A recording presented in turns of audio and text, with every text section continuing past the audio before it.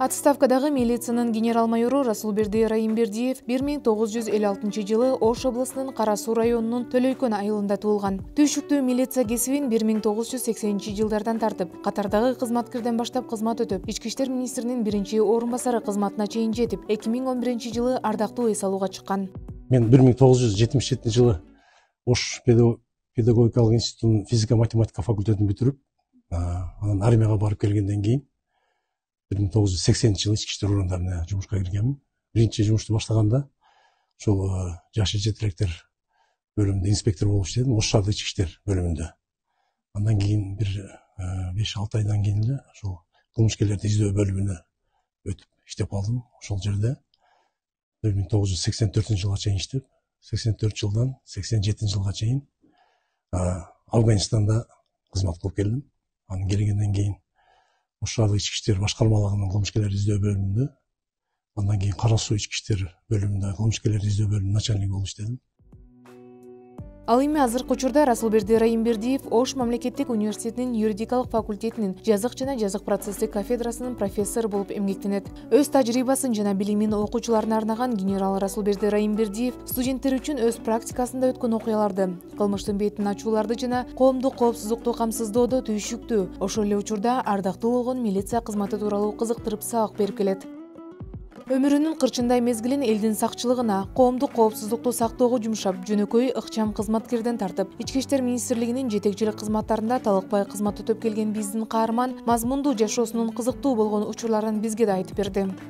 Хулиганство боюнча бирөөнү издеп, анан бирөө бизге кабар берди, ушул үйдө адреси бар экен деп. Анан шофер экөөбүз кармап алып келатсак, келатканда эле мындай жоошуга келаткан, анан шофердин артынан моюн таштап, жолду башка жака буруп жиберип, бул жака түшүп кеткенбиз да.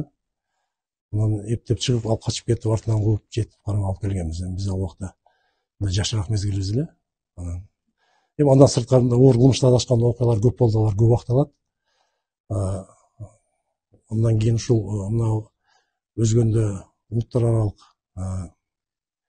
жанжалды басаңдатыш боюнча өтө мындай оор иштер иштелди. Ошол мезгилде барып, эки жакка тең барып, мындай түшүндүрүү иштерин жүргүзүп, ушул маселени чечип иштедик.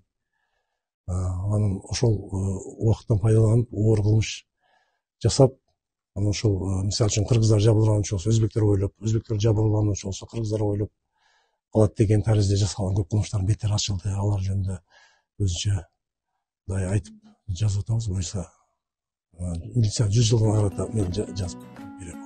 Ардагерибиз учурда ички иштер органдарында көп жылдан бери эс алууда болгондугуна карабастан, Ош областык ички иштер башкармалыгынын ишмердүүлүгүнө азыркы учурга чейин салымын кошуп келет.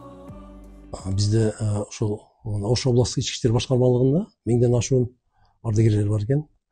Алардын ичинен 76 ушул аз камсыз болгон жардамга муктаж кызматкерлер бар экен. Ал оорук жандар, башка ушул шарттарга байланыштуу. Аларга ушул ички иштер башкармалыгы тарабынан ар тараптуу жардам көрсөтүлүп турат. Ошол биздин ардагерлер кеңешинин төрагасы өзүнүн отчетуна көп айтып турат. Ушул дайыма оорулууларга акча жактан, башка мындай милициянын майрам күндөрүндө башкасында мындай жардам көрсөтүп келе жатат. Колдоо бар да. Ош областык ички иштер башкармалыгы тарабынан уюштурулган ар бир иш-чарага катышып, дагы деле ички иштер органдары менен байланышта болуп, жаштарга насаатчы катары кадыр баркка ээ. Диана Нурлан кызы, Адилет Мусаев, Ички иштер министрлиги.